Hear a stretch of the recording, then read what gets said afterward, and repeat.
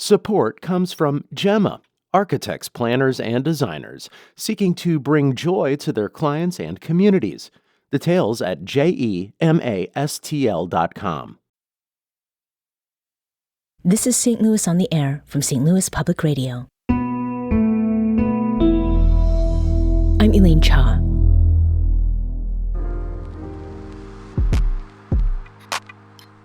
Missouri is no small state.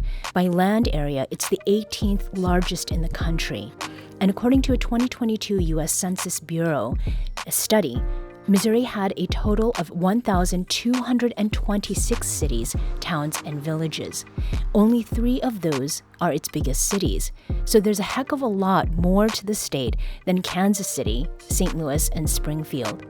Caitlin Yager knows this well, and she's written a book that highlights 50 places perfect for day-long jaunts, weekend getaways, and extended trips. It's titled Small Town Missouri, Legends, Lore, and Attractions in the Show Me State, and she joins us now to talk about it. Caitlin, welcome to St. Louis on the Air. Thank you so much, Elaine. And we want to invite you to this conversation, too. Is there a small Missouri town you love to visit? What makes it special? Give us a call at 314-382-8255. That's 314-382-TALK. You can also send an email to us at talk@stlpr.org. So, Caitlin, this book, was it your idea? So admittedly, not entirely. So if people in the St. Louis area are familiar with Reedy Press, they do a lot of really great, I like to say, place-based books, history, tourism, those kinds of things. And I knew them through my day job, my current job. And they had reached out knowing the work that I've done with small towns and said, hey, we really like this idea of starting a series about small towns.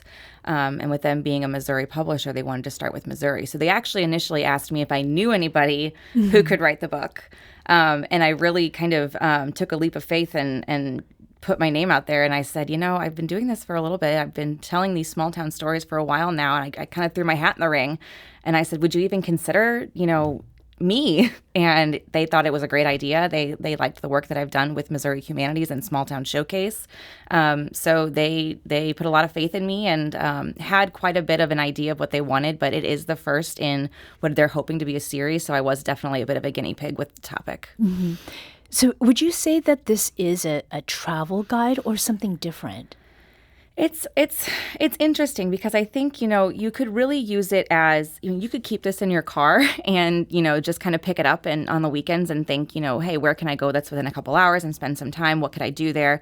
But I really think this is a book that you could sit down and just read and really learn some fun facts and a lot of really great history and people and stories. So I forget who I was interviewing with at one point, but they called it a bookazine. So it's kind of like this combination of like a magazine that you might be able to just flip through, but also a book that you can really sit down and read and feel like you're engaged in a narrative. Mm-hmm. And actually, now that you mention it, it reminds me of some of those special issues of like Time Life yeah, books. The kind of thicker versions, yeah. Yeah, mm-hmm. yeah. So all those places that you had visited, did you keep notes on them? I mean, did you have to go through, different communications that you had? Or, I mean, what was the process? It was daunting. So obviously, you mentioned over 1,000 different towns, cities, villages in the state of Missouri, and they wanted it narrowed down to which 50 do you think we should feature? So it's no small task. So what really kind of started the research process was them being Reedy Press, giving me, a population cutoff. Like, let's consider communities with a population of fewer than 25,000 people. So that gave me a starting point.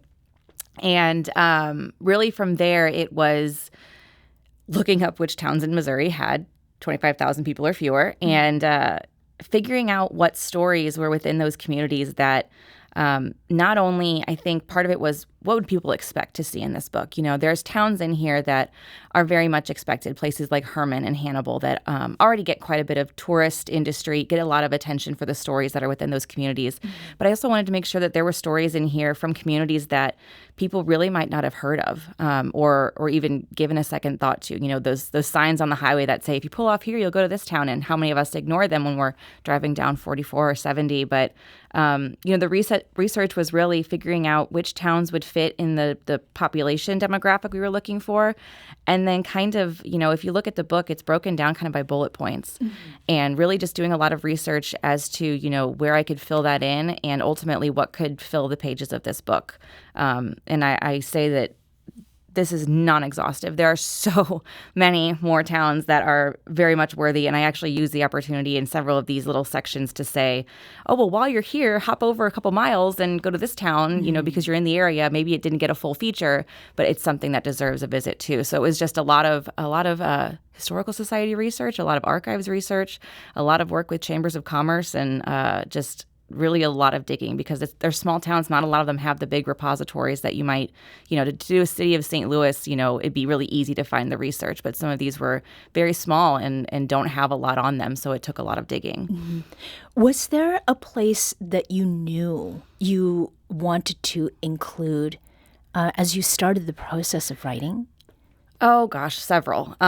So I knew, like I mentioned, Hannibal and Herman. I knew those were going to be included. Places like Kimmswick, that's, you might not even consider, they're so close to St. Louis. But, Kimmswick, if you've been there, it's only about 30 minutes south of St. Louis. But, it's such a quintessential small town. And it's beautiful. And it's it doesn't have the urban sprawl that some of the other communities that maybe north of St. Louis might have. Or like in St. Charles County, you get a little bit of that urban sprawl. When you go down south, you think about places like Pacific, Missouri, places like Kimmswick, they're very close to these urban areas, but they really have retained a lot of that small town charm. And then you go across the state and there's places like Arrow Rock that's so historically significant, but it's so small. 59 people in the town of Arrow Rock. 59. It's the smallest town in the book. It's also the first town in the book. So I think it's a great feature that right off the bat, smallest town that's featured in the book is the first one. Mm-hmm. And then places like, Excelsior Springs that have a lot of historical significance, but really interesting history, with it being, one of those turn of the century spa towns that people really went after, but it's not exactly that anymore. So there were a lot that I knew I wanted to include. And then I think it was also figuring out, where are the pieces of Missouri where I wanted to make sure we had representation too. I didn't want it to be so concentrated to one area. I wanted there to be good geographic representation. So this show has been a great way for me to get familiar with some of the places that are included in your book. You mentioned Pacific, and I came to know about Pacific because I was interested in monster trucks. Oh, yes. Yeah. But then there's also something about Pacific that makes it unique insofar as the environment and what you talked about with urban sprawl. Tell us a little bit more about that. Yeah, Pacific, I talk about quite a lot, mostly because, it is such a great place if you really want that small town energy and atmosphere, but you want to have your access to bigger city amenities. People who, of course, are familiar with St. Louis area, Pacific is really just about 25 minutes from downtown St. Louis on Highway 44. And you think about any other direction from St. Louis, 25 minutes away is, so you're still kind of in St. Louis. Right, we joke that if you're in St. Louis, it takes 20 minutes to get anywhere. Okay. But you're in Pacific in 25 to 30 minutes from St. Louis. And it really has been kind of saved in a way from getting that kind of St. Louis urban sprawl because of what's around it. You look at what's around Pacific and you've got the Merrimack River.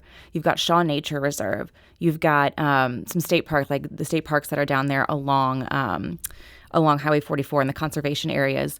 They've really kind of provided this buffer so that once you finally get through there and into Pacific, it's this kind of, sectioned off little area that really has retained its small town downtown square and, Main Street districts, the restaurants, the stores.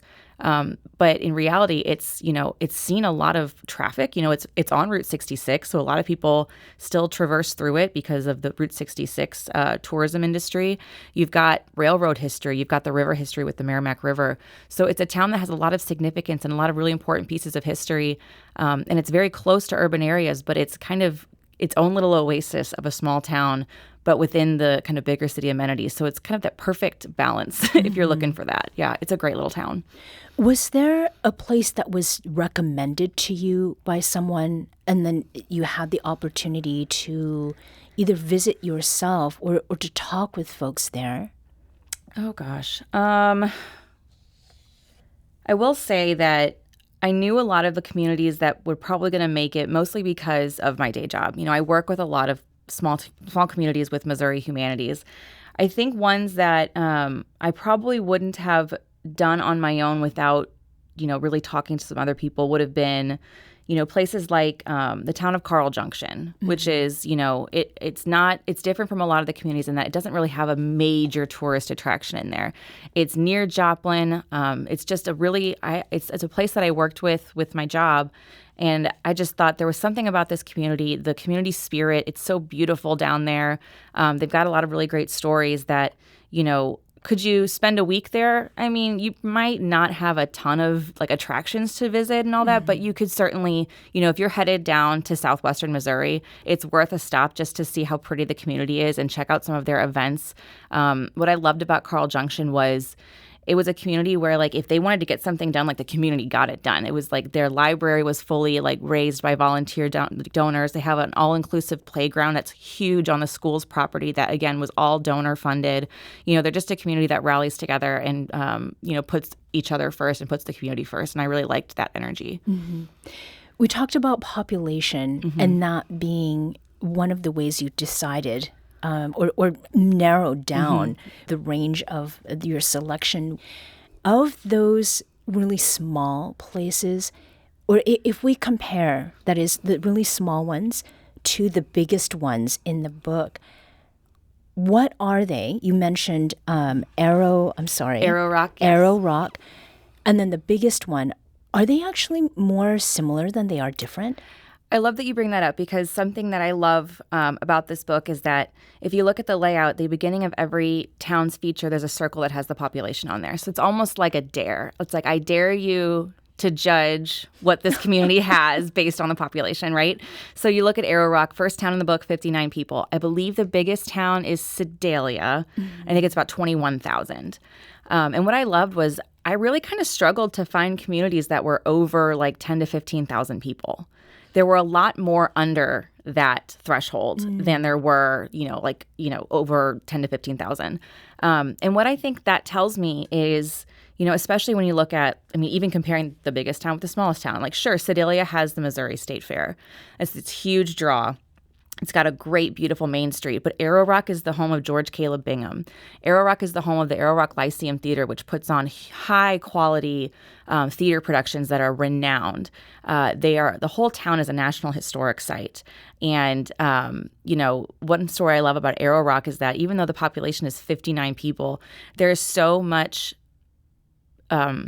passion and interest in preserving that community that the Arrow Rock Preservation Society has over 800 members, but only 59 people live in the town, Right. So I think, when you compare, it kind of just, the hypothesis is don't judge a book by its cover. You can't say that just because Arrow Rock has 59 people and Sedalia has 21,000 that they're all that different. Kind of like you said, that I think either one is equally as worthy of a trip and of exploring. And I think it's also what you make of it. Everybody's interests are different. And, one town might not be as interesting to another person. But, I think the purpose of this book is to show that no matter how many people actually live in the community, you might find a book or a town in this book of 15,000 people, but the town of 2,000 people might actually have more, museums or hotels or restaurants. It's just it's not about the number. So challenging assumptions is kind of one of the things that you want to do here. Absolutely. Something that I've wondered about since even before I moved to St. Louis in 2014, on one of the flights that I took between here and Los Angeles, I met someone who was from Arnold. I had no idea, where Arnold was.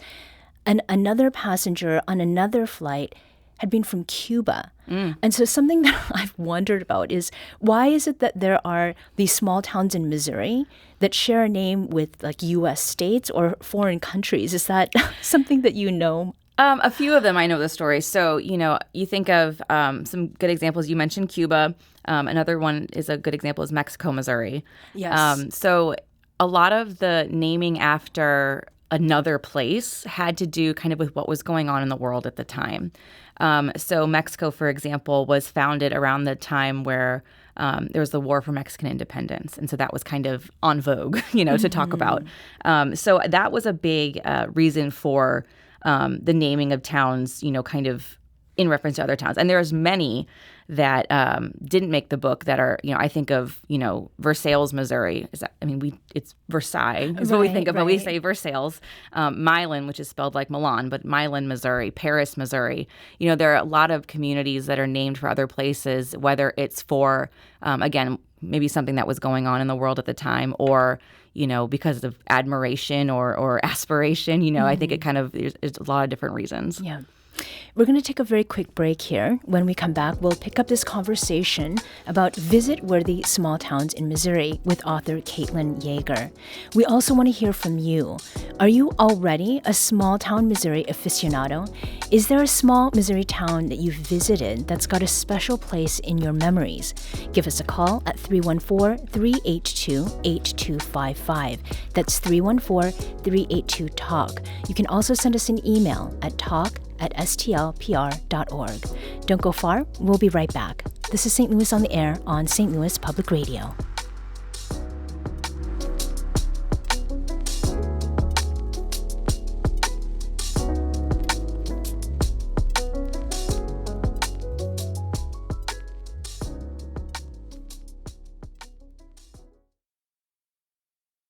This is St. Louis Public Radio. Support comes from Perrick Corporation, a contractor with over 4 decades of shaping the St. Louis landscape.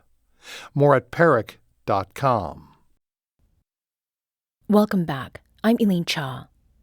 Have you been to a small Missouri town on a day trip or longer stay this summer? Or do you have a niche interest you'd love to enjoy or explore in a small town? Give us a call at 314-382-8255. That's 314-382-TALK. So, Caitlin, the thing about niche interests, I am wondering about the spots in your book that have haunted places. Tell us a little bit about where people with that niche interest can find something to enjoy. Well, if I'm being perfectly honest, I think you could probably Google any town in this book and write haunted after, and there's probably something. Okay. I mean, if I had to pick anything that was kind of like a common theme, is that, that's something that people really kind of look for. It is a niche little market. People love the haunted stories. So, I think most, if not all of these communities, at some point I came across them saying like, oh, what part of this town is haunted? But one story that sticks out, and this is because this was my college town, and this was like an urban legend in Kirksville, Missouri. I went to Truman State University, and there is this urban legend about this cemetery. And I'm going to flip to the page so I can name the cemetery correctly. But where if you went to, so here it is, the Devil's Chair in Highland Park Cemetery. Okay. There is, and it is kind of weird, I mean, all of, anybody can make up a story that kind of spooks people and all that, but there is this very odd headstone in Highland Park Cemetery in Kirksville, Missouri, that is shaped like a chair. It's a concrete, looks kind of upholstered, ornate chair, and it's a headstone. So automatically, that's kind of weird. Mm-hmm.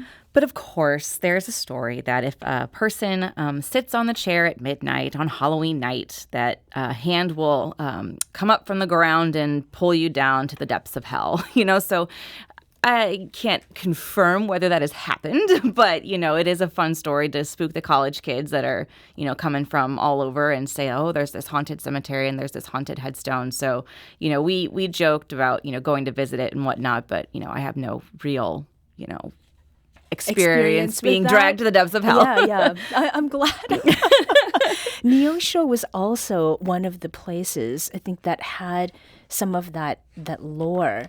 And Salem too, which I just saw you page past. Mm-hmm. Is this something that people are interested in all through the year? Is it more seasonal? I mean, of course, people get excited about this during Halloween. It's kind of the perfect setting. It's it gets dark sooner. It's chilly. It's Halloween, All Hallows Eve.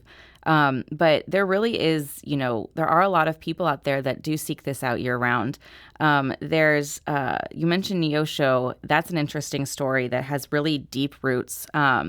So there's this legend of the Hornet Spook Light, which is this light phenomenon first seen in 1903, but has been witnessed by people for generations. And there's tons of local stories about why this light phenomenon has happened. Some say it's the ghost of a murdered Osage chief or a Quapaw woman who tragically died after her warrior was killed in battle. Some people, of course, say it's a practical explanation, like a headlight, which, I mean, that doesn't seem that practical. I think if it was a headlight, you would know. Right. But, it's still something that has kind of been this urban legend that's been important to the community's story for over 100 years. And people really enjoy kind of having that little angle to put for their town.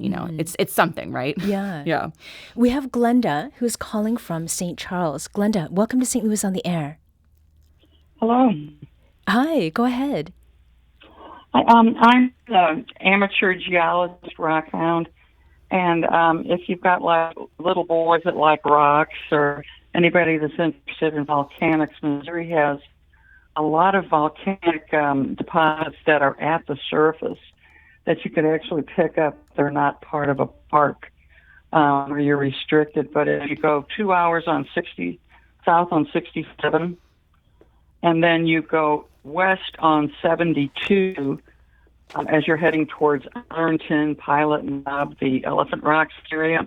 That whole stretch of 72 cuts through gigantic volcanic deposits that have been beautifully cut, and you could actually see where there's a dike running through them that just have drilled holes out through there. So you could take a rock hammer, or I use a screwdriver, and you could, just pry pieces off here and there if you're interested in that kind of thing. And it's the roadside there. It's very broad.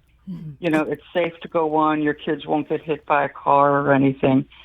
And the whole area is like a big pull-out. Yeah. But it's really gorgeous. And then if you've got little boys who like their motorized trucks, you can go to Elephant Rock State Park, which is right at the end of 72 there. And this is one of the few parks where the kids can climb on the rock. And I've seen little boys there at Elephant Rock having the best time running their motorized trucks and cars all over these giant boulders. It's really fun for kids. Thank you, Glenda. And I think that gets to a point that these road trips are ones that we often take with children and family, right? Yeah, absolutely. And I love that you bring up the rocks, because especially in that area of Missouri, I will say, Glenda, that's one of my favorite places to explore with my kids. Often if we're going to a state park, we're heading down to southeastern Missouri just because, there's so many beautiful geographical formations. There's so many rivers, beautiful rocks. My husband and I love to, plop our kids in a creek while they play, and we will literally just fish through the rocks and look for interesting pieces. So that part of Missouri really is a great place for road trips with kids who like to spend time outdoors. We also have David calling from St. Louis. David, welcome. Hey, thank you. What a great topic. Go ahead, David. Thank you. Yeah, so I don't know if you've covered this or if it's in the book, but Rocheport, Missouri is an excellent little town. It's one of those places that's just off the Katy Trail, so if you don't want to drive it, you can bike it from any number of locations. It has a schoolhouse that they've transformed into a little hotel, bed and breakfast, and they have little shops and places to go, and a wonderful winery that overlooks the Missouri Bluffs. How is it that you came to know about Rocheport, David? I used to live in Columbia, and it's about 15 minutes west of Columbia, right along the Missouri River. And so it's one of those day trips that people go on, taking their bikes outside of Columbia onto the trail and into Rocheport for an afternoon of beautiful wine and food. Thank you, David. And actually, Rocheport is in the book. It is in the book, and it is one of the smaller towns. There's only about 200 people in Rocheport. And you mentioned the Katy Trail. That is one of the great attractions through Missouri, and so many of these communities connect to it. But Rocheport, I love that you bring it up. It is a beautiful community. And something about Rocheport that's really interesting, it's got the only tunnel on the Katy Railroad still in existence. It's not only one of the most photographed places along the Katy Trail, but it was featured, if you're a film buff, it was featured in the Stephen King film Sometime times they come back. So yes, Rocheport is a beautiful community, and yes, the winery overlooking the Missouri River on the bluffs is truly spectacular. So definitely recommend Rocheport. Yeah. Caitlin, your day job as a program director at the Missouri Humanities Council gives you this close and personal experience of being in small town communities. And you make your home here in the St. Louis region, in South St. Louis County. Do you see and feel the influences of Missouri's small towns in its biggest cities, Kansas City, Springfield, and then here in St. Louis? I do. I think, something I like to make sure people understand is that, we don't just, the cities don't just need the small towns for, their wineries and their recreation, that so much of our economy comes from these small communities. You think about agriculture, you think about manufacturing, and, obviously small towns utilize places like Kansas City and St. Louis for things like, major league sports and restaurants and major museums. It's this give and take relationship, this push and pull that is so important to the overall, not just cultural heritage of the state, but the economy of the state, the relationships between the people. And I think, that's one big goal of this book, is really to humanize small town Missouri, small town America in general, and show that you really can't judge rural America just by it being rural, that there are so many stories that are interwoven in these communities, and there's so many different people that have roots here. And a lot of the stories that you find in these small communities in this book have, connections to Missouri history, to national history, even international history. So, I think there's a lot to learn from one another. I want this book to help bridge the divide we often see between urban and rural communities, and to really show that, no, we do need each other. We all have stories that are worth sharing, and we all need to respect that. Also, I hear countless stories of people from bigger cities transplanting to small towns because they prefer that lifestyle, but also the reverse. People from small towns that end up in the bigger cities for jobs for their loved ones. My own husband is from Mexico, Missouri. We talked about Mexico earlier, and he moved to St. Louis because that's where I was from, and that's where he ultimately decided that we were going to raise our family and create our life together. So but that keeps us connected to small town Missouri. So I think it's all about respecting each other's stories and humanizing each other's places, and just really having that connection between people and place. One of the things that I did wonder, and having lived in other states myself, that there are places where not everyone has historically been welcome. Sundown towns really came to mind for me. Was that a consideration as you were making your selections for the towns that you would spotlight in this book? Mm-hmm. So it's an interesting topic that it has come up, in my research, and something that I think is really important to remember about sundown towns is, there's a lot of communities that could choose to ignore it, and I think we see that sometimes. We see communities that would rather cover that up and move on. Mm-hmm. But what we do see is a lot of communities that are not afraid to say, hey, this was a darker time in our history, and we really do want to get past that and show that we are very welcoming, and we want you to come discover our stories too. Mm-hmm. And we have Jessica on the line from St. Louis who has something to share along those lines. Great. Jessica, welcome. Hi, this is Jessica. I'm from St. Louis, and I work in a lot of small towns as a field service engineer, and I wondered about the presence of African Americans in those small towns, just on the lines which you're talking about. I wondered also, I'm observing also too that a lot of small towns don't have a other side of the track area or a seedy part of town, and a lot of times the African Americans are living there, and sometimes it's almost just like glorified slave quarters of the conditions. So I wanted to know if you could comment on that. Yes, thank you. Jessica, and very quickly. Yeah, I appreciate your comment, and I think it has to do a lot with the history of our state too. There's a lot of room for us to learn from the parts of our history that are not so pleasant, and I think that I applaud the communities that are really pushing for unlocking that history and sharing it and moving forward. Mm-hmm. And it's great to have some of those included in the book too. Caitlin Yager is the author of Small Town Missouri: Legends, Lore, and Attractions in the Show Me State. Caitlin, thank you for joining us today. Thank you so much.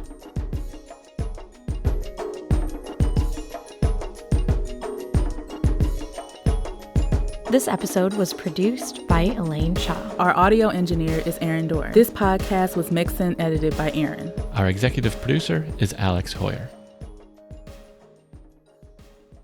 St. Louis on the Air is a production of St. Louis Public Radio. Understanding starts here. Do you find yourself regularly listening to episodes of St. Louis on the Air? Suggest us to a friend you think might enjoy our conversations. And leave us a review and rating on Apple Podcasts on the App Store. It's the simplest way to help people discover our show. Thanks. St. Louis Public Radio is a member-supported service of the University of Missouri St. Louis.